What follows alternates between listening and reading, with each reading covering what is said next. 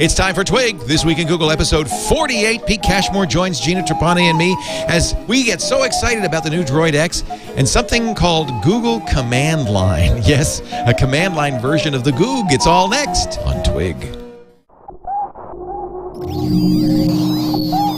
Netcasts you love. From people you trust. This is TWiT.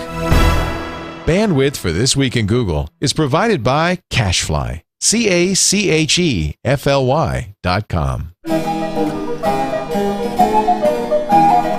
This is Twig, This Week in Google, episode 48, recorded June 23rd, 2010. It's just a cron job away. This Week in Google is brought to you by iStock Photo, the web's original source for royalty-free stock images, media, and design elements to help you get creative with your website or blog.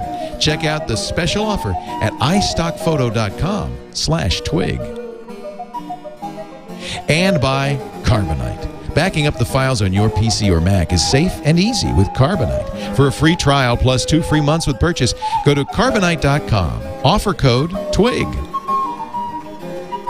And by GoToMeeting. Visiting important contacts from New York to LA and Bangalore to London is time-consuming and expensive. Have meetings online instead with GoToMeeting for your free 30-day trial. Visit GoToMeeting.com/twig. It's time for Twig, This Week in Google, the show that covers the Googleverse, the cloud, and all of that stuff. Jeff Jarvis is on assignment. He's actually on a plane stuck somewhere over O'Hare Airport. But good news is, of course, our very favorite Gina Trepani is here, as always. Hello. From smarterware.org. She's also the author of The Complete Guide to Google Wave at CompleteWaveGuide.com. Hi, Gina. Hi. How's it going? Going really well. You're not doing any traveling. Only one of you is allowed to travel at the time. I try not to leave San Diego in the summer. I don't blame you. Perfect here. Perfect. Beautiful, yeah. And sitting in for Jeff, we're so happy to have Pete Cashmore, the man in charge at Mashable.com. Hey, Pete, how are you?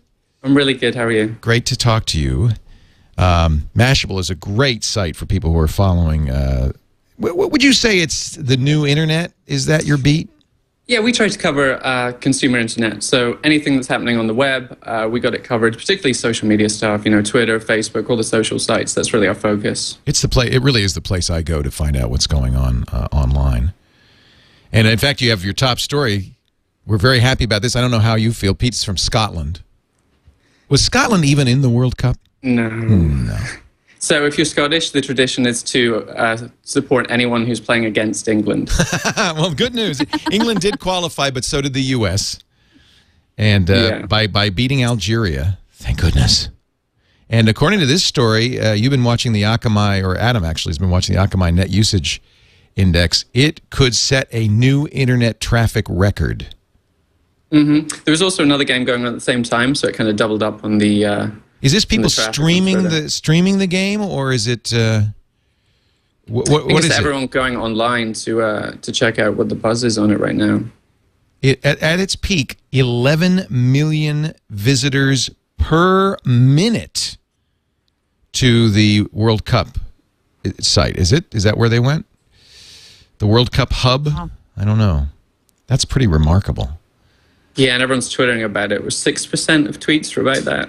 So it's pretty crazy. Wow. They have a meter. If you go to this site, they have a meter that says the world news consumption, and there's light, normal, and heavy, and it's pegged. It went all the way to 11, 190% above normal. Well, and of course, it's causing Twitter to go down quite a lot these. Oh, what a surprise! Past week, so that's more problems for them. What a shock! Their status blog was down today. You're kidding? Yeah. I mean, it's a Tumblr blog, so it must have been Tumblr getting a lot of. But yeah, I tried to check the status, and it was like not available. Talk about a cascading effect. So Twitter's down, so people go to the status blog because they've learned now that you go to the status blog, and they bring that down. It started linking to the status blog from the farewell page. That's probably what it was. That Tumblr couldn't cope with that sudden rush of people coming from the farewell page. So they need a status blog for the status blog. And you need to put that on Google. Exactly. Or somebody with a lot of bandwidth. That's pretty amazing. I've never seen Tumblr go down. That seems kind of unusual. So, yeah, me neither. Yeah, they're pretty reliable. Mm-hmm. They may get a little bit of a brain drain soon. I see that this is kind of interesting. Posterous, which I love a lot, is it was originally it's a Y Combinator startup, pretty well financed. Posterous.com, and I started using them when I was in China because you could email posts. So you could use an iPhone to mail a picture because I couldn't get to Flickr from China, Facebook from China, or Twitter from China, but I could always get to Posterous, and then you can send, so you email to Posterous, and then Posterous feeds out to your other social media sites. So I never thought of it as a blog or an endpoint. I always thought of it as a pipeline. But apparently they would like to become the next endpoint. They'd like to be Tumblr. In fact, they say over the next 15 days, Posterous is going to announce a different service daily that you can transfer your account from. So today it's Ning. So what you do is you enter your Ning credentials in at Posterous.com, and it sucks everything, video, audio, pictures, and posts, and makes a Posterous page with everything automatically. But Ning and Posterous are kind of different, right? I mean, yeah, Ning it's is an interesting choice. Yeah. Those are not two services that I would have said, oh, yes, I should transfer from one to the other. Ning might be vulnerable because they recently decided to charge. Yes, definitely. Low-hanging fruit, I guess. Posterous is free, but you got to think that the next one is Tumblr because that's the most direct competition. Yeah. Yeah, I love Tumblr. I've been using Tumblr for a while. I can see your reasoning though in China for wanting to email, but yeah, I got into Tumblr pretty early, and I just never tried Posterous, although it seems to be very popular. I do Tumblr and Posterous, and in fact, I was having Posterous update Tumblr. So I was using Posterous completely as plumbing, almost like Yahoo Pipes, kind of. I want a workflow diagram from you, Leo, for like all the places where you actually input your status updates and blog posts, and then all the places where they pipe. It's impossible.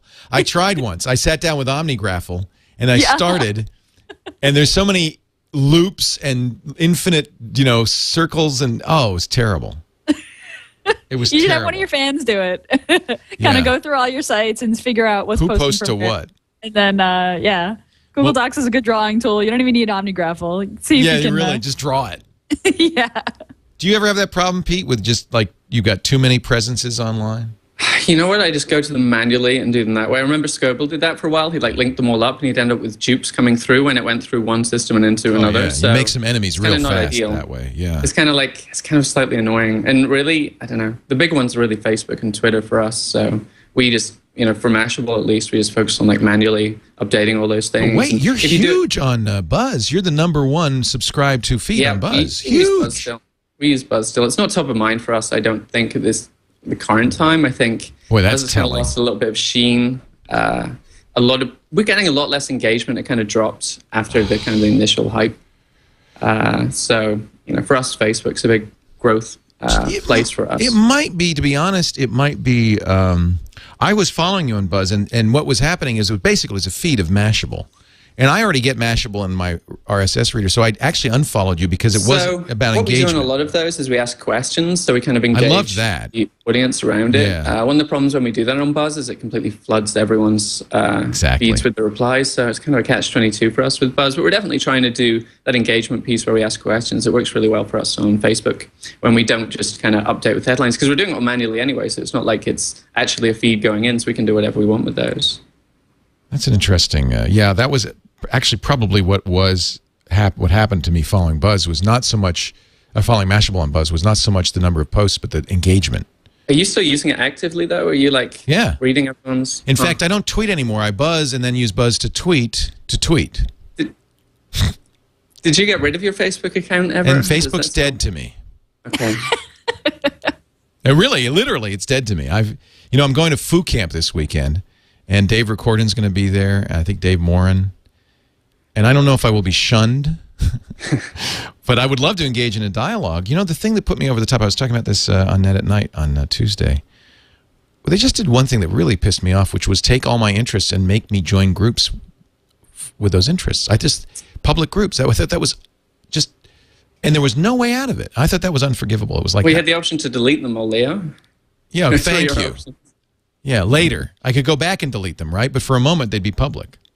No, I think the choice was basically we'll delete them or you can make them public, and those are your choices. And that was kind of part of a string of issues they had around that privacy stuff. I don't know. You think I'm crazy?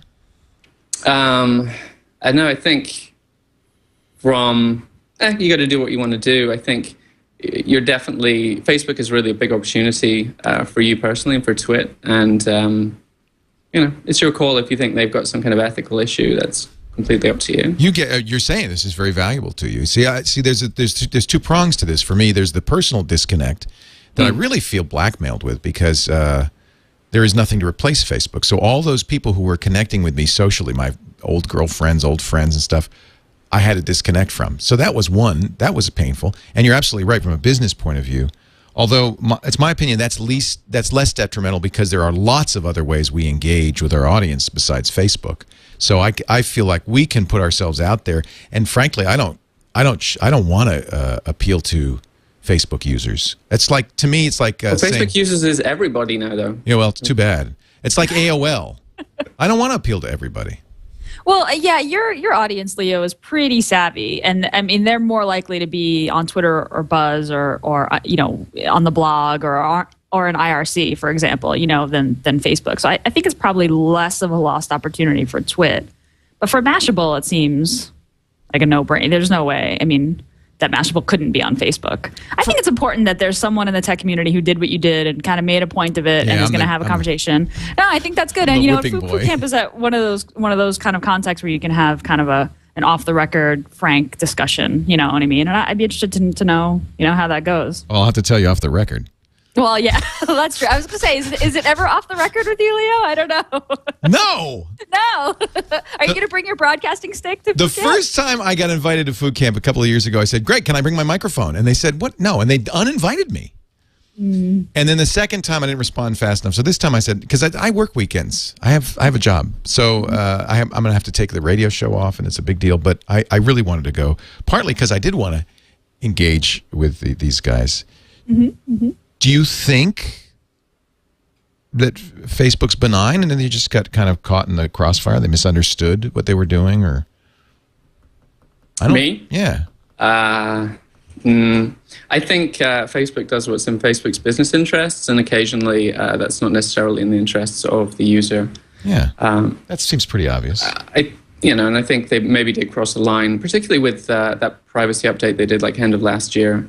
Where it was, that dialog box that kind of popped up and was like, "Hey, we're about to set all your stuff to public. You cool with this?"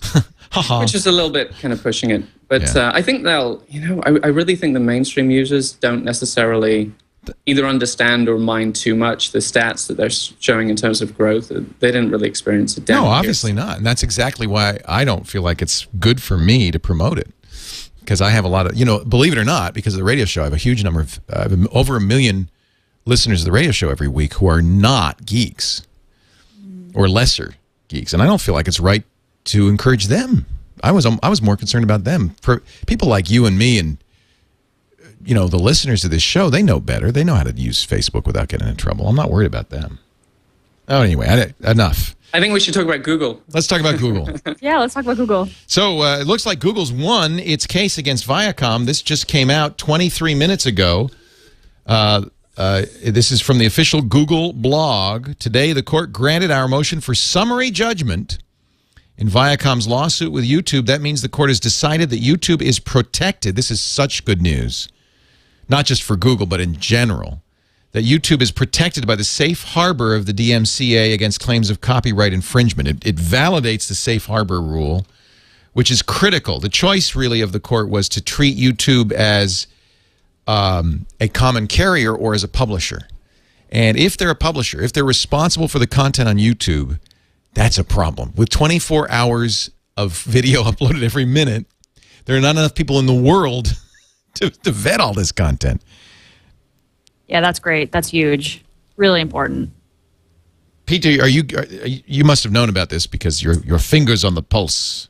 Yeah, I think that's awesome news, actually. I was kind of surprised that it did resolve in that way. Obviously, everyone's on the side of YouTube there, and But it was kind of, I don't know, sometimes these court battles seem to go the wrong way just because of lack of understanding about the new technologies. We saw it in Europe, and I don't know if that one was resolved. Do you remember the Italian situation where there was like a video three put up? Three YouTube executives are going to go to jail, as far as I can tell. If they go to Europe, if they go to Italy. So, I don't know, sometimes they're a bit backward, but I'm glad that at least the US is seeing the light on that one.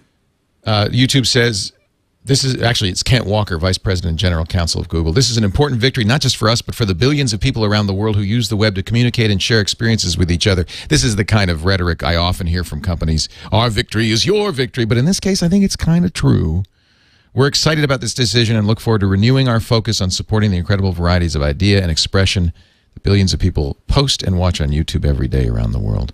In this one case, you know, they might actually be true. Now, there's an ongoing court case which is getting worse for Google, and this is the Street View issue, the collection of data from unencrypted Wi-Fi hotspots.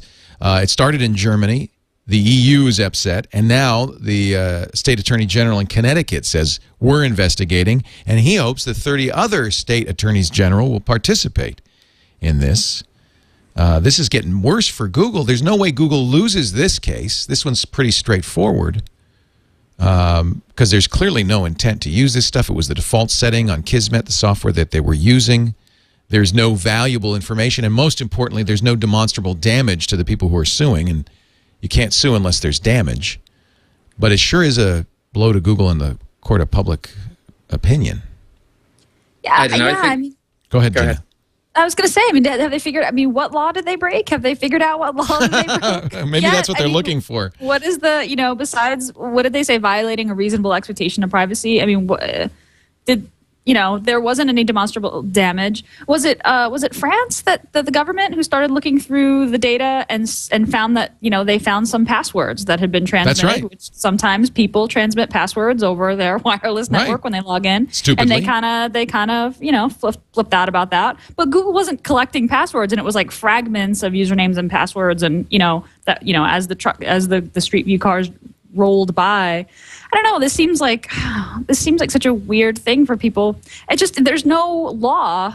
I just want someone to say they broke this law. This is what it, and this is how they did it. And no one's been able to say that yet. But everyone's getting all up in arms, and we're going to keep investigating. So it'll be interesting to see what they come up with. We talked, you know, we always talk about this with Jeff because he's you know, this is what his new book of Public Parts is about, and he's kind of up on what's going on in Germany and how the Germans feel about all of this. I got an email from somebody who said, you know, you often act as if it's the Germans who don't like this. He says it's a few German legislators, court people.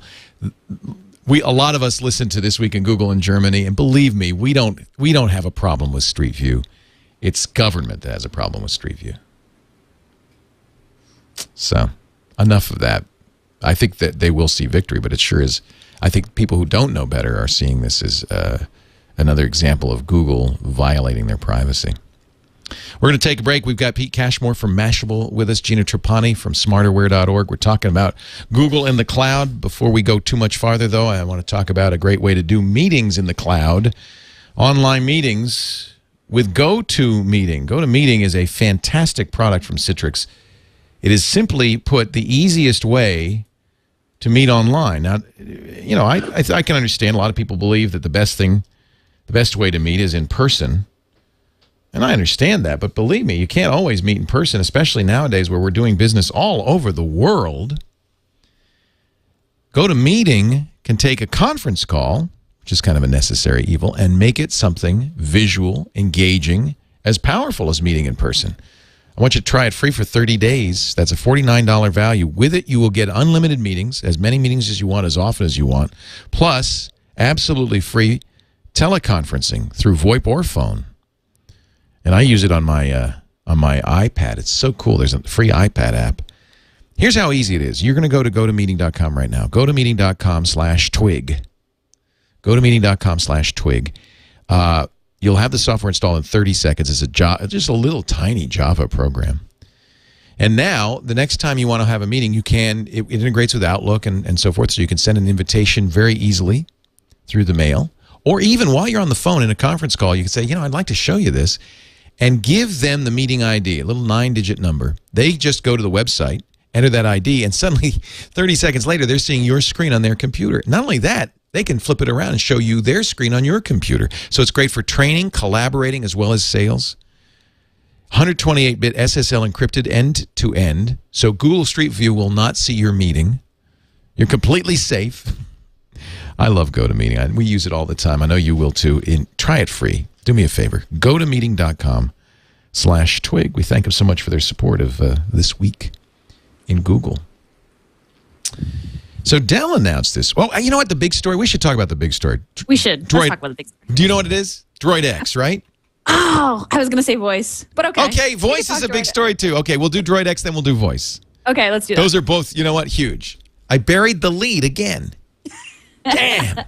So the Motorola Droid X, the announcement was today. And they say July 15th it'll be available, $200. It's just like every other, smartphone. It is a big phone. It is a 4.3-inch screen. Kind of reminds me of the Evo a little bit. Although it's bigger, I think, than the Evo. It will support Vcast, which is Verizon's video service. Has HDMI out, DLNA compatibility. It may be just a little too big. You said, Gina, about the Evo that it was as big as you could get and not be uncomfortable. Yeah, that's what I was just going to say. It's bigger than the Evo. Same size screen. I think Pogue said in his Evo video, like, it's just like having a baby iPad to your head. And it does kind of come close to that. So if it's bigger than that, looks like it's 4.3 inches. Isn't that what the Evo That's the Evo screen, but I think physically the handset is bigger. What's with this trend of all the Android phones only getting bigger and bigger and bigger? It's just not like, is it something there's any demand for? I feel like I much prefer iPhones, right, of just increasing the resolution of the screen. So that's you still an have the same size device, but you get more stuff on the screen. That's an interesting choice. Now, you're young with good eyes. So for you, more resolution means more real estate. It doesn't for me because I can't read tiny print and see little icons, so you have to make the stuff bigger anyway. I think it's kind of an obvious selling point. I think you can walk into a store and they can say, "Hey, this phone's bigger than the iPad," and that's and that your kind of normal consumer will be like, I like the Evo. The Evo resolution is the same as the old iPad. It's not bigger resolution, just bigger screen. Mm-hmm.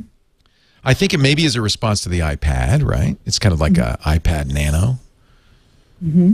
I don't know. What do you think, Peter? You're an iPhone guy, right? Actually, my main phone is still a Nexus 1 right now. I will be switching probably to iPhone 4 next week when mine comes. But I think, I think both are phenomenal operating systems. I think it's really great for the consumers that we're having that choice. But honestly, I think Android is going to be the bigger in terms of pure numbers. I think they will eventually overtake the iPhone. Some numbers say they already have. It's kind of debatable, but they're certainly selling at a fast rate. So I know I'm kind of here's what I don't like about Android and iPhone is that people kind of treat it like religion. So when we write about iPhone, we get all these people being like, "Oh my goodness, you're on the Apple side," or we write about Android and they say you're on Google's side. And I think I'm kind of on both sides because I think they're both kind of moving. They've kind of sped up the pace of innovation here. So. And at least for now, let's remember that you don't have the choice of an iPhone if you're not willing to get AT&T. So I think it's great that Verizon keeps coming up with compelling handsets, right? So now you can use an Nexus 1 and AT. Now you travel, Pete, and you travel to the UK and so forth, so you have to have a GSM phone. Yes. There's just no question about that. But if you're a US user and you're not going to leave the shores and you want Verizon or Sprint, you've got two very good choices that I think are pretty damn close to an iPhone. If not, I haven't used the new iPhone 4. Maybe they'll leapfrog, but they're certainly as good as the 3GS. I was impressed. You told me that HTC was good on returns. And I got that experience. The top switch, I don't know if you've had this problem, Pete, with your Nexus one, but I got it right when Google came out with it. And this is the one thing I really don't like about Android is you always are pressing that top switch to wake it up and put it to sleep. It's not a good switch. And it's the same on the Droid, on the Evo, on all of them. It's just this little reset switch. I don't like it. And it died eventually. And for a while, I thought that my non-responsive Nexus 1 was software because I'd press the switch and then but it wouldn't wake up, or I'd press a switch and it would wake up, but I couldn't do my pattern to unlock. And I thought, this thing, I wanted to throw it. And then it got to a point where I took out the battery, put it in, and I couldn't turn it on. So, it's the top switch. It's not software. Called HTC, no hold time. Maybe I was lucky, but it was a Monday morning, which is notoriously the worst time for calling support. No hold time. They said, oh, well, what's your IMEI number? And I said, oh, I can't turn it on. They said, oh, it's open it up, take out the battery.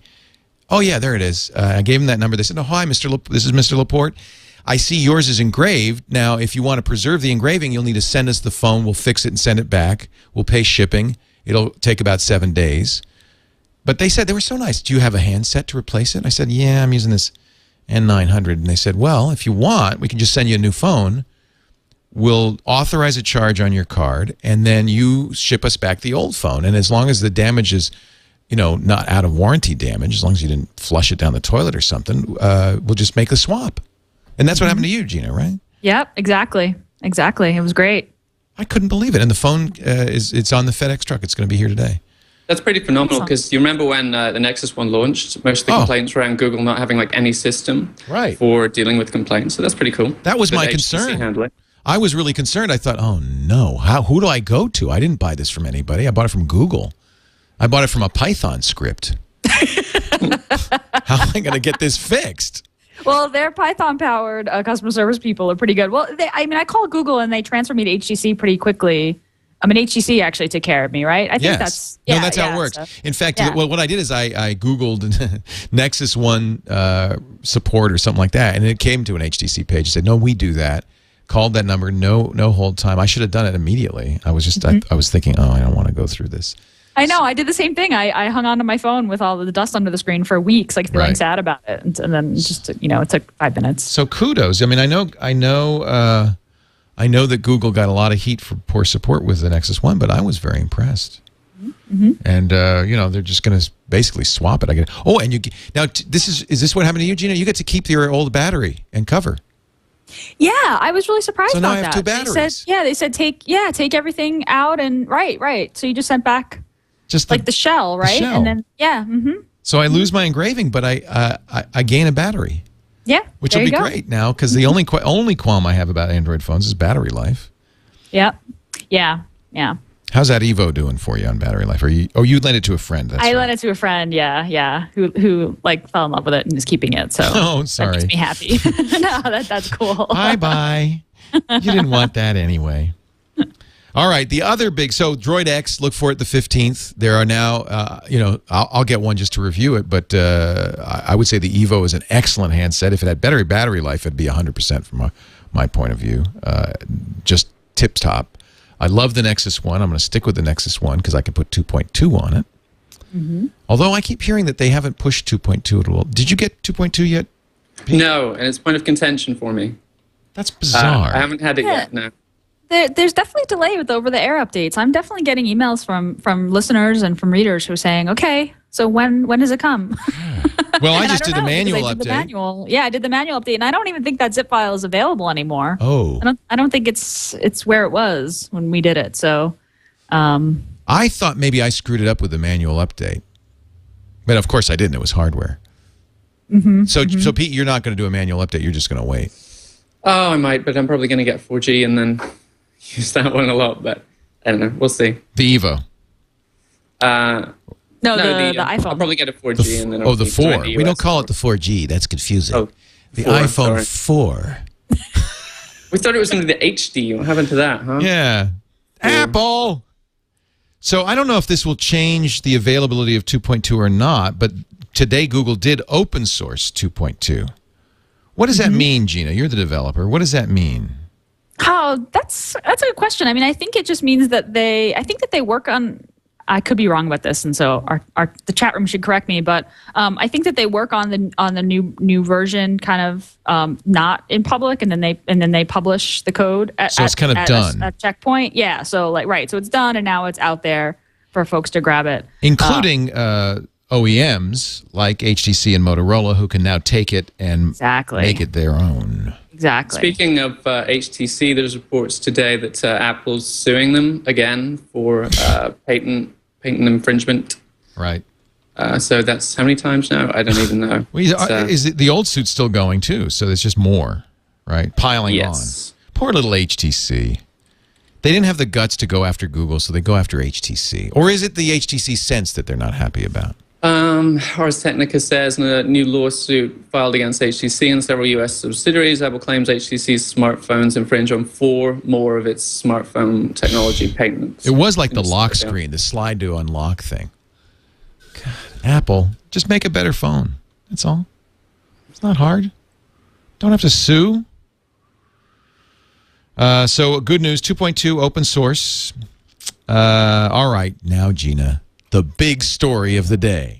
This is the story that made me very happy this week. Well, 2 stories made me very happy, but most people will be really happy about the fact that Google Voice is now open to everyone in the U.S. No invitation required. U.S. So you only. can go to U.S. only. So you can go to google.com/voice. You can sign up for a phone number. I believe you can pick the area. And Google Voice is really awesome, and it's been my primary phone number actually for more than a year. And it's literally it's if you haven't gotten Google Voice, and a lot of people are like, what is it again? Now that it's open and I can use it, what does it do? It's basically like, I kind of feel like it's Gmail for your phone calls and your voicemail. You get a phone number and it can ring multiple phones. You can create rules about who's calling. If you set up, say, for instance, a business number, you can say, ring my phone if the call comes between 9 and 5. Send it straight to voicemail if it comes after 5 or before 9. I love it. Yeah, it's great. You can have contact groups. Contact groups. With different voicemail for each. Different voicemail per caller. This throws my wife because after my wife leaves a message, I say, hi, I'm not here. Leave a message. Love you. And she says, do you tell everybody that you love them in your voicemail? She doesn't understand that. No, that's just for you, honey.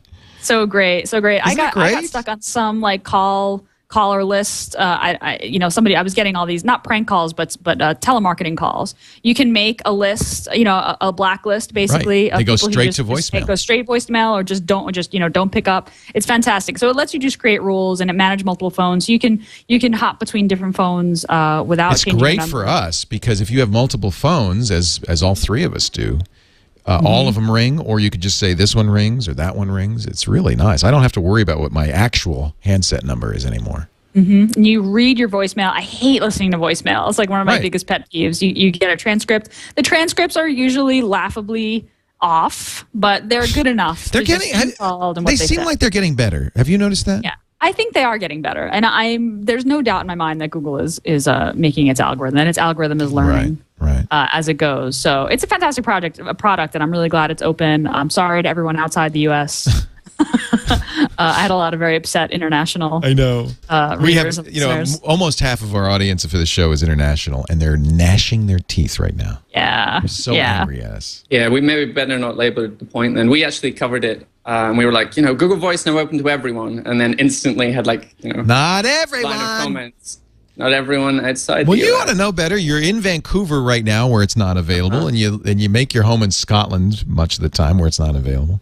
This is true. It's kind of frustrating, actually. It's one of the things with Google TV coming up. We're going to have there's a lot of things, iPhone release that you kind of have to work around a little bit if you're not in the US most of the time. So. It's a little bit challenging, this international stuff. We kind of wish that these companies would, consider the rest of the world, because it's a big market out there. But I think it's, with phones especially, it's those challenges of international. It's kind of the old systems they're battling against rather than them actually being preferring the US in any way. Yeah, I give them a pass on this just because it is phone related on the international issue. Right. I'm sure that it's complicated with numbers and prefixes and all those things. So yeah, I feel bad for the international folks, but I kind of give Google a pass. Normally, I would expect. We will never know what Gina expects because she's. There, she unfroze. That was good. I would expect. What would you expect? What? No, of course, it's phones. It's not, when you talk about publishing music or phones, all of these things don't respect, the borders are like. And TV very soon when Google starts getting into that. I think we'll have the same issue. I don't know if I will. I really don't think, Pete, you're going to say, oh gosh, I wish I had Google TV. I do, actually. Really? Maybe I'll be based in the US by then. I think, I want to try everything. It kind of changed my attitude. I'm kind of I just want to try everything because you never know. You never know. What's the harm in like trying it? Oh, I agree. I will certainly try it. I just don't think it's going to be. I don't know. First of all, I don't even know if it's going to come out. You know, they have these relationships with Sony and Dish and all that, but doesn't mean you're going to see a product. And if you do, I don't know if it's going to be, you know, something you really want. I'm skeptical. You know, I really think the TV is the next screen for this whole app platform to come to. And I think if Google doesn't do it, Apple will do it. Well, Steve Jobs was kind of, he kind of overdid his denial. Remember, was it right. the conference? He was like, no, TV will never work, and listed like a bunch of reasons why there's no way that Apple would ever get into TV, and that, you know, Apple TV is just a side project and that kind of thing. That usually means they're going to do it. Right. Yeah, he protests a little too much on that one. I think they're probably going to get into that next. It's so obvious for them to do, so why not? And they already sell all the stuff and so forth. Well, they have the App Store, so that's just huge. I mean, if all the developers could just recode their apps to suit that really big screen, then why not? And Google did announce last week Google Music, so they're already kind of in this space a little bit.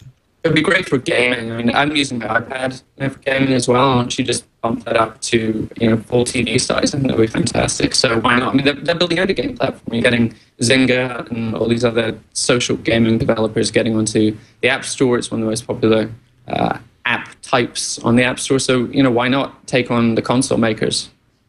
Well, that reminds me, Farmville just came out on the iPhone. I'll see you guys later. Someone on Twitter tells me that the manual update for the Nexus 1 to Froyo was an internal build, and the official Froyo is not going over the air to the N1s just yet. So I probably shouldn't install the phony Froyo. I just like saying phony Froyo. Yeah, phony Froyo. The internal test build. Interesting. So what's going to happen? Is my phone going to explode when the actual official this was one of my concerns, is that when the update did come out, that it wouldn't update because it'd say, well, you already have it. Yeah. And I would like the final one. Now, of course, Cyanogen has already announced, now that it's open sourced, that they're going to do Cyanogen mods for Android 2.2 for Nexus 1, Desire, the G1. Nice. Old school. Rocking it old school. My Touch Slide, Evo, Hero, and Droid. Yes, it's like carriers, whatever. I want Cyanogen to get a hold of the 2.2 code. Like, that's what I'm excited about. So that's interesting. So you wouldn't hesitate to put the Cyanogen ROMs on there? At this point, Cyanogen has earned my trust. Like, I've used his stuff a few times. In fact, we should get him on the show. Okay, deal. Yeah. He's probably 12 years old, but do you know? Is he? I mean, he probably is, right? He's probably a kid. No, I don't think so. Yeah, when I got my first G1, okay, I hacked it, and it was cool. I'm sorry. This is going to work great for getting him on the show, Leo. Yeah, no. Yeah, he can. I was really going to want him to come on. Yeah, no, I'm sorry. I shouldn't have said that. I love you, Cyanogen. You rock. I think he's like in his 20s, as I remember. I just like to make fun of people under 50, which means all of you. Anyway, so what would you do, Gina? Because Cyanogen cannot distribute the Google apps.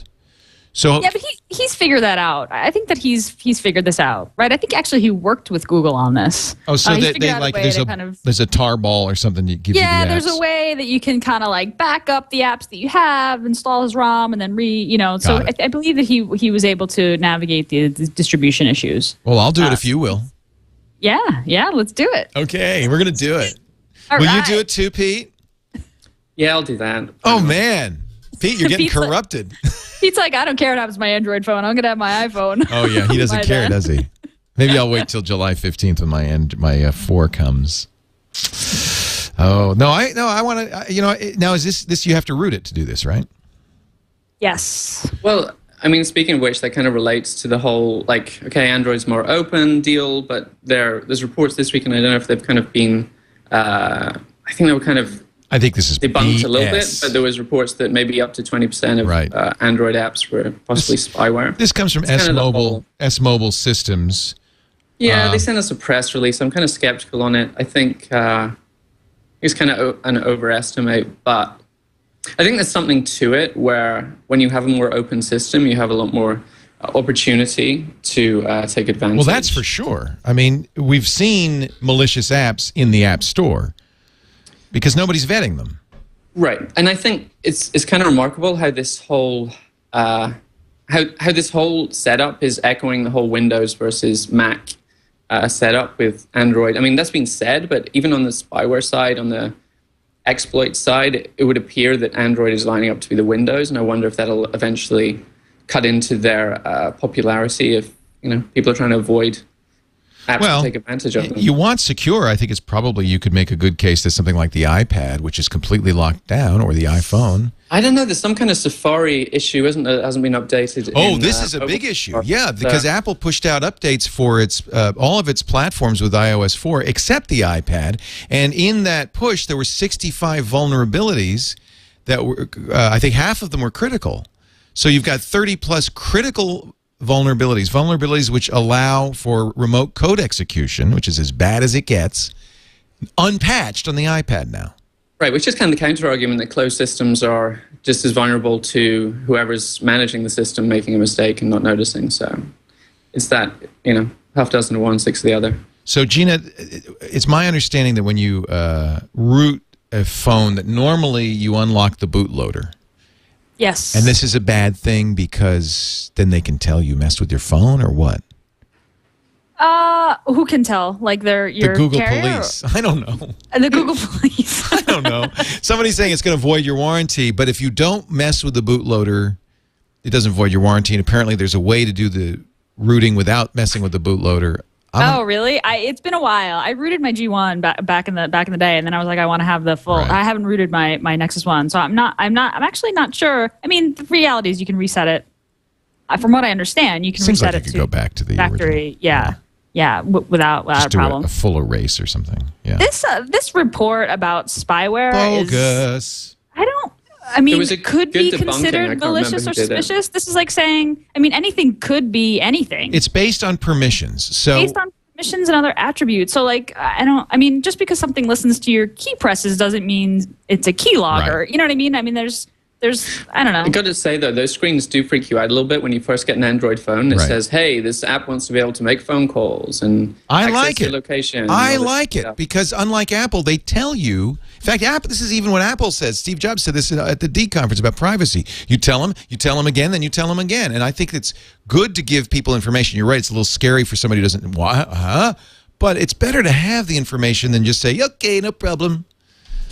I agree with you, Leo, but I've become sort of desensitized to it now. Me too. I've installed so many apps. And the other thing is that when the app tells you, I need network access, I need this, I need that, it doesn't explain why. So I find myself asking, like, what does this app do? Okay. That makes me right. and can I opt out of that feature? Or I wish it was just a little more informative. I don't know. Some people would argue that maybe it's a little too much information. But I wish I could say, like, oh, I know that this app does this thing and this is why it needs access to my network. This is why it may pull data.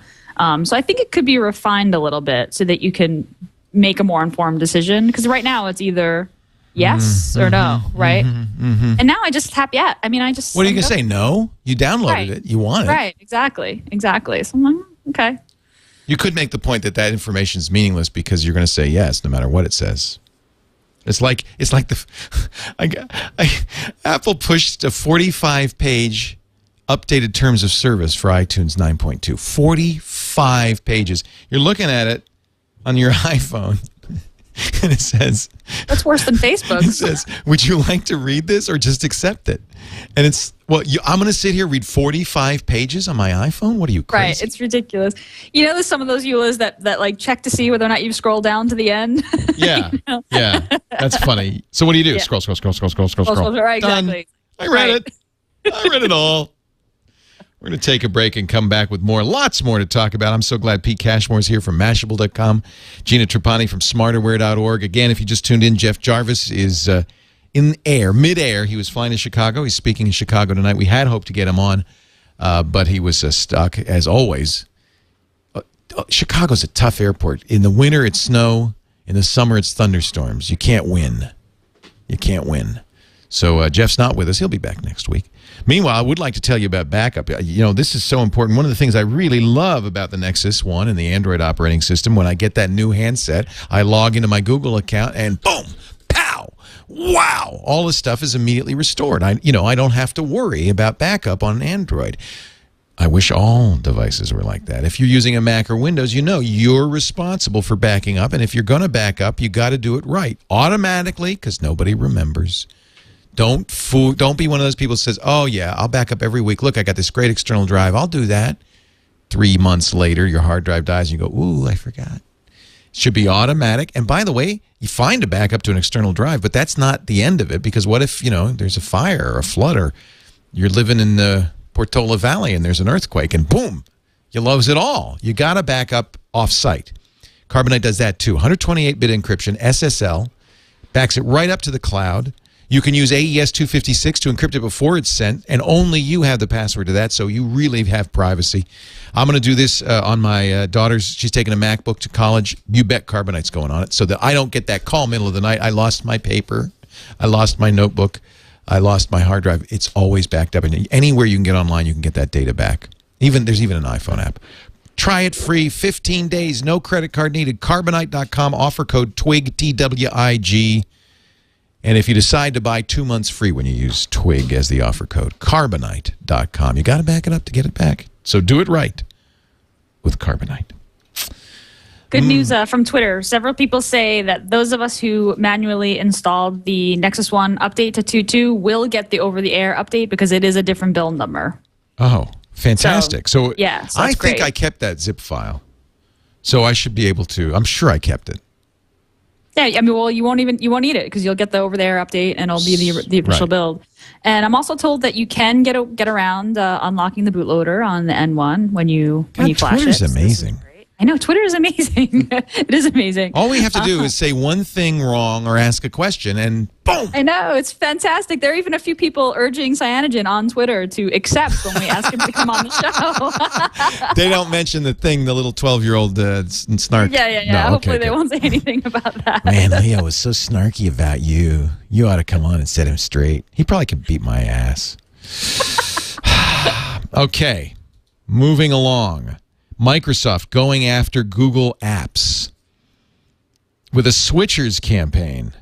We were talking before the show started, Pete and I. He said, you're smart to do a Google show because Google's taken off. Yep, it's Google. These days it's Google, Facebook, Apple. I said, what about Microsoft? What did you say, Pete? Yeah, so Microsoft's kind of out of the game right now in terms of mobile OS, at least. They've got a new Xbox 360. That's it. Uh-huh. Well, they got Kinect. Big deal. Kinect's the last big thing they did that actually got some coverage and looks pretty innovative. They do have... kind of not going anywhere. They do have... You have the Kin, Leo. You're going to get a Kin? No. I thought the Kin was kind of cute. If I wanted 5 phones, I guess I'd get a Kin. It would be the 5th, though, right? Because you want the Evo, the Nexus One, the iPhone 4, the Droid X. Maybe then a Kin. What OS does the Kin run anyway? Microsoft was kind of mocking... It's betwixt and between. It's not Windows Phone 7 yet. It's using this Zune interface, this... Really? Because wasn't it Bulmer that was like, oh, Google has so many operating systems, I can't keep track. yeah, that was talking about the pot calling the kettle black. Microsoft, I didn't even know what Kin was running, so... It's not 6.5, it's not 7, it's 6.75, I guess. Anyway, the Kin looks pretty cool. I like the idea of social on a phone. I think it's aimed at, people your age, not my age, but... So Microsoft does have, and I don't think that they've done a very good job marketing it, a fairly credible cloud solution. Office for the web looks great. And Office 2010, right, just got released. Yeah. That's kind of a big deal, and it talks to, you can save files to the web, right? They've got SharePoint, which a lot of big businesses use instead of Google Docs.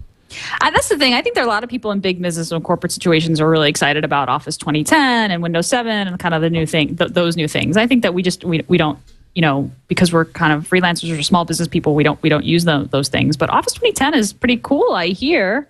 And it's kind of nice. It has like live typing, kind of like Wave, collaborative typing. You could set up SharePoint. Exactly. Your own SharePoint installation and collaborate that way. That's something. We're working on an enterprise show because I know we need to cover this. We do cover it a little bit on Windows Weekly. And But have you ever heard of BPOS? Anybody? Bueller? No, this is what it is. This is what Microsoft's pushing. Business Productivity Online Standard Suite. Well named, isn't it? BPOS. This Google or Bing, BPOS, this is what Microsoft wants you to use instead of Google Docs. And I presume, I would hope, if you are in, oh, look, they want to chat with me.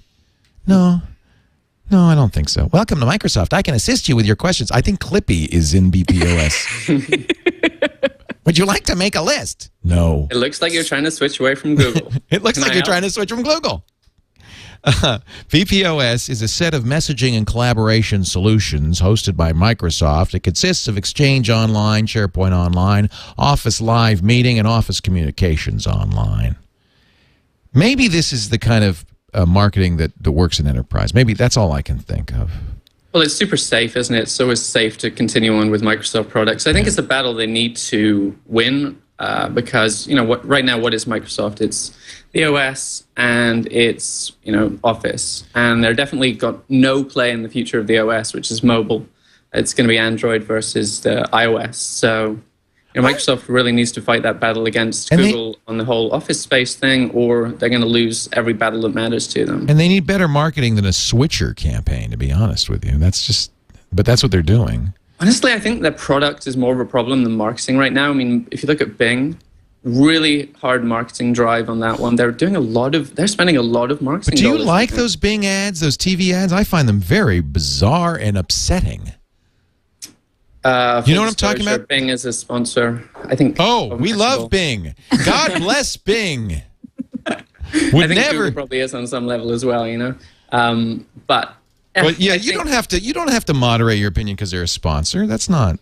No, I think. I certainly wouldn't. I think Bing has done better than most people expected it to do. If you'd said a few years ago Microsoft's going to make a real play and get a few percentage points of the search market. They haven't really taken it off Google, though. They've been taking it off other people. Tell me what this is an ad for. Just watch this or listen to this ad. Tell me what this is an ad for. Oh, it's a private video. Oh, please. Their ad's private. Where did I... Never mind. That's innovation right there. That's innovation. Let me see if this other one is private as well. Hey, Dad, did you pick me at a cell phone? Cell walls are thicker than plasma membranes and were originally discovered by Robert Hooke in a sample of cork. Okay. So I guess that means you didn't find me a phone? Thousands of telephone poles are destroyed each year by woodpeckers. Woodpeckers also nest in the cavities of trees. Do you not find this disturbing? Celebrity Mom has another one on the way. What? Sucker Mom. Hot moms. Mom jeans. Moms who wear jeans to match their teens' jeans. I hate these ads. They scare the hell out of me. They're like the Stepford Wives. The search overload. Yeah, the premise is that, and it's, by the way, not at all obvious, typical bad Microsoft marketing. The premise is that these people are responding with what they would have gotten had they searched for those terms, but you can't tell. It just seems like they're cracked. Here's another one here. Hey, did you ever find tickets to Hawaii? Hawaii 5-0. Book 'em, Dano. Aloha. Mele Kalikimaka. Surf lingo. Bruh, I was stoked when I caught that tasty barrel. Seriously, did you price out tickets? How to beat a traffic ticket. 10 proven methods traffic courts don't want you to know. What are you talking about? Talk turkey. What? Talk live with hot singles in your area. They're waiting. Who's waiting? See, I guess that's funny. At Bing.com. But we love Bing because they are a sponsor of Mashable.com. They do. They sponsor a lot of cool things. I have to say. I see them. They sponsor The Soup, which is one of my favorite. Like, it's a cable love the Soup. clip show. Love the Soup. Yeah. So, and whenever I see the Bing ad, I don't know. I might be just me because the chat room saying love these ads. They're great. They're wonderful. So maybe they're trying something a little bit different. They're trying something a little bit unusual. So I was ripping them because of BPOS, which, by the way, could you pick a worse acronym? It's wrong on two levels. First of all, it could be the British Petroleum Operating System. Bad. Or it could be a big POS. Bad. There's no good interpretation of BPOS.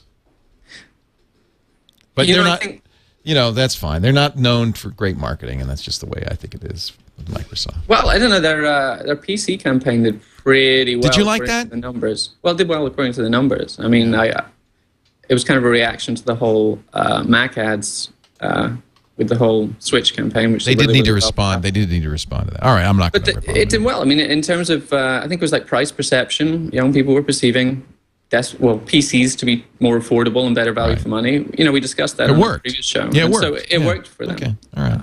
Sometimes it works. Let's see here. Google Maps Mania. I love this real-time London Tube map. This is a really interesting mashup. That's so cool. People should check that out if they haven't already. So I don't know how you do this. This is using Google Maps, but this actually shows where the trains are in the London Underground in real time. Mm-hmm. So that's awesome. I guess you could fire this up on your phone and see how soon before the train arrived. Oh my God, I need this for New York. Though? I tried it on my iPad and it wasn't working. Oh, it didn't? It's using Flash. But look at these trains here. You can actually see them moving. It could have just been overloaded, though, because it was on the day that it got a bunch of coverage. I wonder if it couldn't be. It wouldn't be Flash, would it? I mean, I don't think so. It's so cool. You can click on the stations for a local map of that station. Yeah, you need this in New York, don't you, Gina? Yes, I would love to see this in New York. Although, compared to London, New York's subway system isn't so good. It's a little more complicated. It's a little more complicated, yeah. And they won't tell you like how many minutes until a train arrives or anything like that. Which they do. But this will Bakerloo train to Elephant and Castle. I just love British stuff. Left Baker Street Station, expected Regent's Park Station in 2.5 minutes. I love this. That's awesome. It's great. Really cool. Metropolitan train to Uxbridge, left Baker Street Station, expected Finchley Road Station in 6 minutes. Hammersmith and Circle train to Richmond, left Westminster Station, expected St. James Park Station in 2.5 minutes. You know, if you really want to do this right, you do it in the accent of each of these regions. Aye, Piccadilly train to Piccadilly train, left Caledonian Road Station. I didn't realize Australia was Yeah, no, I have a limited repertoire. They all sound the same to me. I'm sorry. I apologize, Pete. No, London accents are super challenging, even if you're British. You need to be a Londoner to be able to do that. Yeah. Just do the rhyming slang. That's a really neat aspect of mashups. I've never seen a real-time one like that. That's very cool. We have to talk about Google CL. Okay, Google CL. You're excited. What is it? We got to talk about Google CL. It is a command line interface to a bunch of Google APIs, which I really dig because I'm in a terminal all the time, and I wrote this kind of command line to do task manager. Yes, so this I love is kind of like right up my alley. So basically, once you install it, it's Python. So you can install it, Mac or PC. With PC, you'll need like something like Cygwin. But you can type out a command line, something like you download this. It's a download. Yeah, it's a download. You have to download it and install it. And when you do, if you type Google at a command line, you get kind of a bunch of options. You can access Picasa, Docs, Calendar. So you can type something like, Google Calendar lists, and it'll give you a list of events from your calendar. Oh my God. Which is awesome. You can, and so you get all kind of the shell scripty goodness that you get, in any script, right? So you can cron things, you can echo and cat things, you can edit a Google Doc in VI. You can. You're kidding. Yeah, no, seriously, you can. In fact, on the Friendfeed, I linked. Lifehacker did a great feature, like 5 ways that you can use Google CL. You can cron backups, so you can say every night, go through my document list and save them in Google Docs, for example.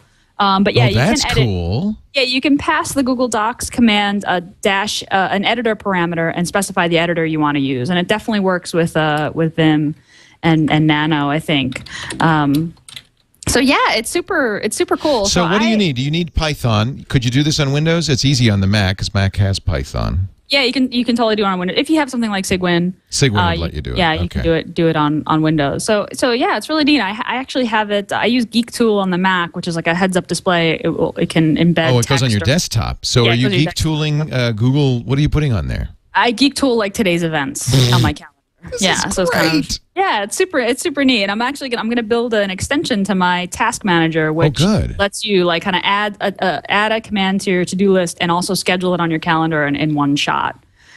So yeah, really, really neat. I mean, not obviously useful to normals, but certainly to your listeners. To us. To us. We're not normals. Anyone who is in a terminal on a fairly regular basis will really kind of enjoy this. I also have it. I set up my Bash profile so that when I launch a terminal, it actually shows me my events for the day.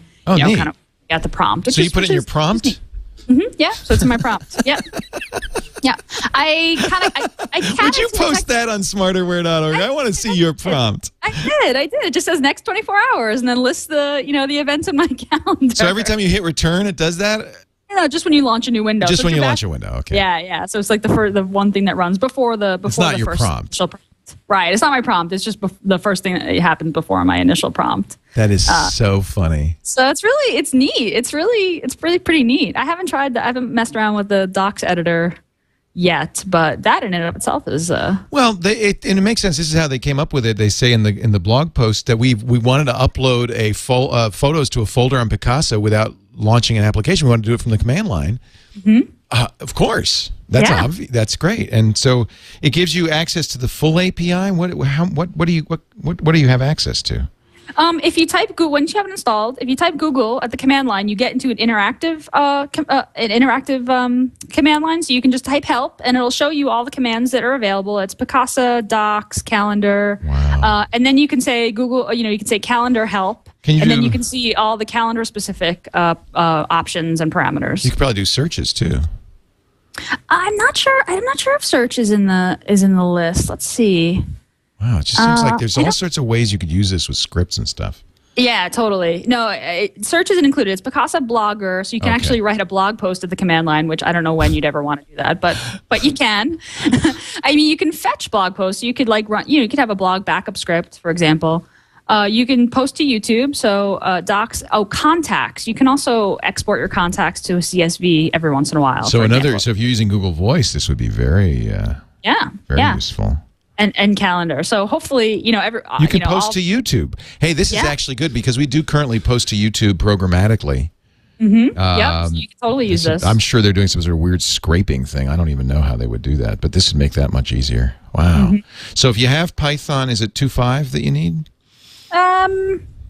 Probably. Yeah, probably. Very cool. Worked. It worked really out. I just installed it on my Mac, just the Google part. I think that's what the Mac comes with 2.5. Yeah, I think the Mac does ship with 2.5. It's Apache license, and there's a Debian or a Tarball you can get. Look at that. This is so cool, and it looks like they're. What is this CL? This Q code? This what is that QL code? What is that? That's the file download URL. Okay. Is it the file download or is it just the MD5? Well, I was wondering if it was the checksum, but when I hover the mouse over, it says the link. So I guess you could install it on your phone. There's no command line in Android, is there? Actually there is. Isn't there like an Android scripting environment, the ASE? I would like that. Interesting. I would like that. Yeah. So really digging the Google CL. Okay. Love it. I want more. More, please, Google. And that wasn't even Gina's tool of the week. Wow. Very geeky stuff. Good, though. I like it. Anything else we want to talk about before we get to our tip, tool, and number of the week?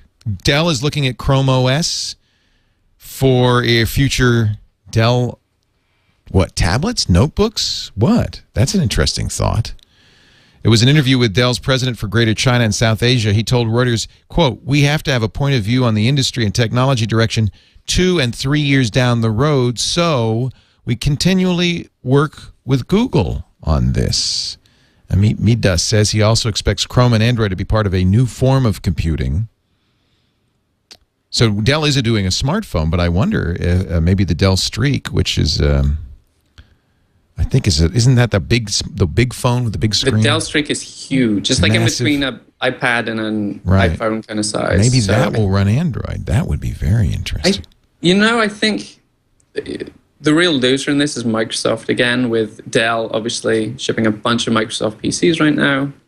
And suddenly everyone's jumping to Chrome to replace the full Windows 7 experience, where they're jumping to Android on the phone. So it's really Microsoft's loss is Google's gain right now. Yeah, this is Android. Oh, this is sweet. Very sweet. The Dell Streak. Got to take a look at that. Looks like Asia only, but... Well, now, wait a minute. This story says Dell Streak will probably be sold by a U.S. carrier at some point. I'm going to imagine that Chrome is going to be more of their netbook OS. Right. And that Android is going to be their mobile and tablet OS. It would make more sense to echo what's already happening with iOS on the iPad and the iPhone. That's what Dell said at the D8 conference, that they, in fact, would sell it unlocked in the U.S. and via a wireless carrier. $500 on Dell.com. That could be a very surprising sleeper product for Dell. Could be a big deal. All right, we're going to take a break because we got to keep going here. We got another show to do in a few minutes, and I want to get our guests out the door because I know. Oh, my Nexus 1 came. Thank you. And I have Nice. I have something else to do. Nice. I've got a phone to charge. Before we get to our tip and tool and number of the week, I'd like to welcome a new sponsor to the show. Very excited about iStock Photo. Oh, cool. You know about them. Yeah, I've used them. Yeah, they're I great. love iStock Photo. Yeah, we use them for a lot of our images. They're really good. Anybody who blogs knows about them because it's a great way to get affordable images, licensed images for your blog. In fact, if you go to iStockPhoto.com/twig, you can get a special deal on royalty-free stock images, media, and design elements. Oops, don't do TIG, do TWIG. I don't know what TIG gave me something odd. I guess that's a person. Oh, here it is. Welcome all Twig listeners. 15% off credits if you join right now. They're the original source for high-quality stock images, design elements, all royalty-free, used by bloggers like Pete and Gina, by designers, by advertisers, entrepreneurs. They offer not just photos. You know, the name really is a little deceptive. Illustrations and vector images, videos, music and sound effects, flash files, 3D renders, and logos coming soon. Incredible visuals. They make it very easy, and you can get 15% off bundles of 50 credits or more right now by going to iStockPhoto.twig. And I don't know if I should mention this on this show, but they do have a Microsoft Office plugin that makes it really easy to use. And coming soon, an iPhone app. I love this idea. You'd be able to use an iPhone app to get to your iStock photos and get some royalty-free illustrations. iStockPhoto.com/twig. Yeah, they really are a great company. They're kind of the company for doing this. Yep. If you're in the business, Do what Pete and Gina do. iStockPhoto.com/twig. Gina, oh Gina, time for your tip of the week. I have two quick tips. Yes. First one, for Android users. I just discovered this week, and I blew my mind. I had no idea it was there. While you're typing on the default Android keyboard in Froyo, if you swipe your finger up above the keyboard, it will extend 2 more rows with numbers and punctuation marks. So you don't actually have to type. Yeah. You don't have to tap the period to switch to the parentheses or the 1, 2, 3. You can and it took me a couple of times to get it right. But now I have it every time. That's if you just awesome. Swipe your finger up and it extends 2 more rows. So you can see I have a picture of it there on my blog that Leo is up on screen. You must have 2.2 to do this, though. Yeah, it's only 2.2. Yeah, and it's really handy, especially for question marks and exclamation points. I use it all the time. Just swipe up and you keep your finger on the screen, and then you just release when you hit the key that you want, and it adds it to the. How does that doesn't that conflict with the swipe up to record thing? So you swipe left to right to start like voice to text. Oh, that's right. It's left to right. Yeah, so this is up and down. Okay. Yeah, so this is up. So you just take your finger and swipe it right up above the top of the keyboard, and it extends out. And it extends out actually over your text, your word suggestion list. But it's just numbers and a little common punctuation. Will it stay there, or does it go away? Yeah, it goes away. When so you you release, swipe up and hold, and then pick what you want. Swipe up, hold, you release on the key that you want, and then it just snaps back in. This might be a reason to leave swipe behind. Yeah, it might be. Are you still using Swiper? I actually switched back to the default keyboard. Just because of this? Because of this, yeah. So I'm giving it another go this week. Tip number 2 is for iPhone users who have iOS. You can now sync your iPhone's notes to Gmail. I haven't tried this myself, but Google operating system wrote it up, and I linked it on the Friendfeed. In your Gmail account information, you can turn syncing on Notes, and it actually shows up in your Gmail account under a label. So before, it was apparently really difficult for iPhone users to sync notes, but this is a good sort of cloud, notes to cloud solution. So that's for iPhone users, because we're always talking about Android users here. So. Oh, I see why they wanted me to keep the battery in back. They didn't include one. So you don't have 2 batteries. Oh. You know, I don't. You know, when you said that, I was kind of like, I thought I would get a phone with its own, with a battery in the back, but it doesn't have one. Yeah, I was kind of hoping for you. I was kind of like, I didn't. Maybe I did ship back the battery. No, I didn't. No, they just sent, you only that's get right. one. They just sent me the body. Sorry about that, Leo. I didn't want to bust your bubble, but I was kind of like, I didn't have 2 batteries. I wish that I did. Google has busted my bubble. HTC busted my bubble.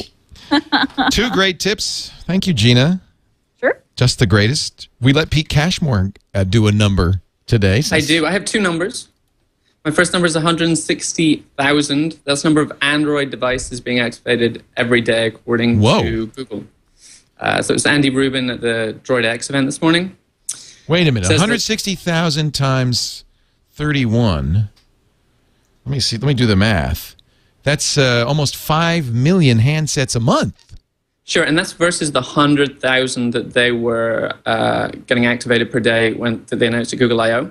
So really good growth rates for Android activations. I feel like eventually Android's going to win out in that battle of just the sheer number of phones that are running Android versus iOS. They're just going to win on volume. That's no kidding.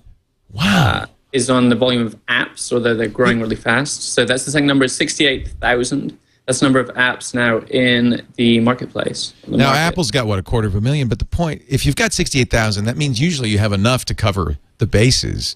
All you need is the one app that you need. If you don't need 5 fart applications, if you've got the one. It's kind of interesting, and I appreciate Gina's view on this, but the thing we see about Android app development is while in theory you're eventually going to have a lot more devices running your apps, the disadvantage is that people really don't seem to be paying for Android apps to the degree that they're paying for iPhone apps. Right. There was a report out this week about, there was some tiny percentage of Android apps are paid versus, people are really paying for things on the iPad and iPhone. And I'm interested to see if that kind of hurts developer interest, because obviously developers really gung-ho with like more devices, more openness, more freedom. But if there's less revenue, I wonder if that might kind of be a counterpoint. Yeah, I mean, the revenue conversation is definitely something that comes into play. I think that Android attracts a certain kind of developer, which is an open source developer who's used to releasing things that are generally free. So I think it's kind of like, but I also think that mobile app developers who want to make money, whose goal is, to make some money, are going to go to the iPhone because bigger market, market share, market distribution, but also because I think that there's this perception that people don't pay for apps on Android. I have to tell you, if that's fair, though. Is that fair? There's tons of apps on Android that I would pay for if I could, but they don't have a price on them. I think that developers generally make their apps free because that's just part of the open source culture. I think that's just a cultural thing for that kind of developers. I think you can make money on Android, absolutely. I would encourage Android developers who make great apps to charge for them. Charge $1 or $2. Make some money. Enjoy, live. Enjoy, live. It's okay. The advantage that iPhone and iPad have there is that everyone's so trained with iTunes. They've got their credit card in there. It's like a behavioral thing. Yep. The whole world is trained now to put their credit card into iTunes, and then they get their iPhone or their iPad, and they're just already set up to go. Although it's your Google checkout on Android, so I have the same experience. Yeah, but does anyone really? I mean, I consider myself a heavy Google checkout user, and I really am not crazy for the user experience there. We buy a lot of our from Google Apps and that kind of thing, and I don't know. I don't think it's okay. I'll make a counter argument. One of the things I really like about the Android store is if you buy an app, download it, and don't like it and delete it, immediately you have 48 hours to get a refund. It will refund you the money automatically. Yeah, that's fantastic. I didn't know that. That's really great. The iPhone doesn't do that. One of the reasons you don't necessarily try masses of paid iPhone apps is exactly that reason. It's risk. There's no way to try it. Yeah, I mean, you want to try something out, and 99 cents is a good price to try something out without having a big commit. But yeah, it's obviously better if you can get a refund.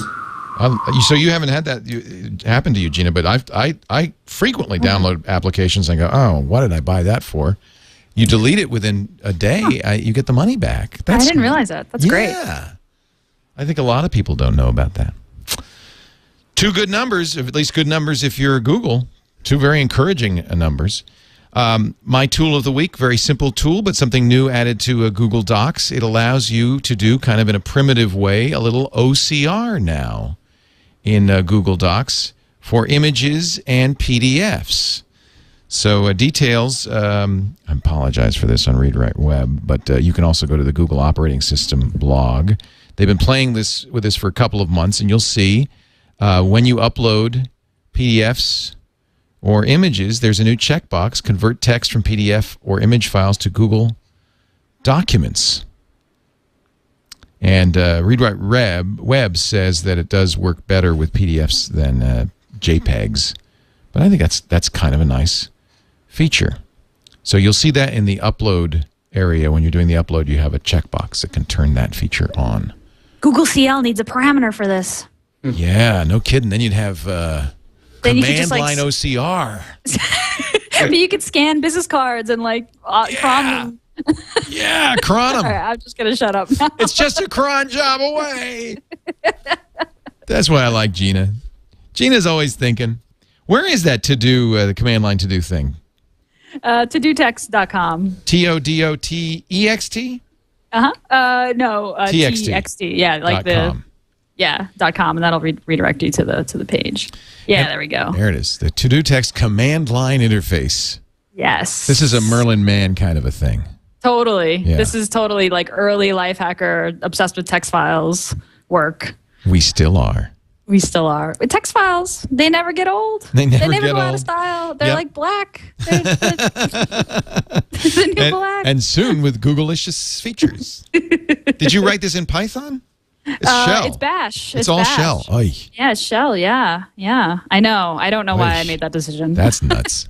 If I were to do it again, I would have done it in Python. As anybody's written any shell bash scripts, it's just weird. Yeah, it is weird. It is weird. I've moved. I now install Z shell whenever I get a command line, Linux or Mac. I just put Z shell on it. I'm not going to mess with this. Although the shell scripting is just as stupid.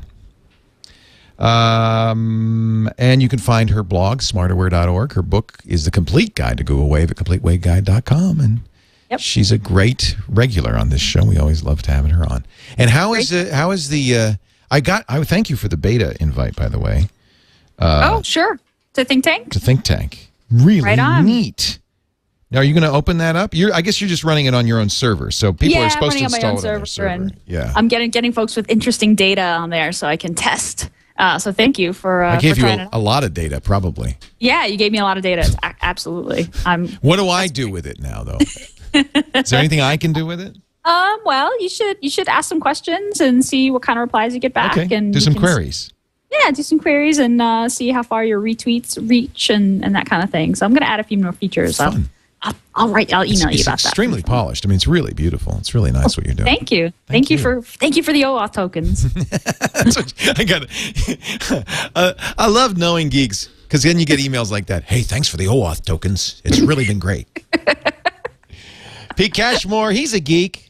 He's a little too good looking to be a geek, but yeah, he's a geek. He's the guy who runs Mashable.com, MASHABLE.com. It is a must read for anybody who wants to follow what's going on in the net. Really, I find it incredibly authoritative and useful, and just fantastic site. And we love talking to you. Thank you, Pete. Thanks, Theo. We're going to hear more from him because I think he's going to move down our way sometime soon.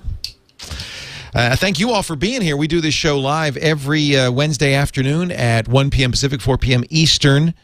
That would be 2000 UTC at live.twit.tv. You can also subscribe to the audio or video downloads. Just go to twit.tv/twig for all the subscription information. Plays back on all the platforms you've come to know and love. And coming up in just a minute, right after this show, every day, Monday through Friday at 2:30 Pacific, 5:30 Eastern, Tom Merritt and Tech News Today, our brand new daily news wrap-up. Really great. You stay tuned for that. I'm Leo Laporte. We thank you for joining us. We'll see you next week on This Week in Google.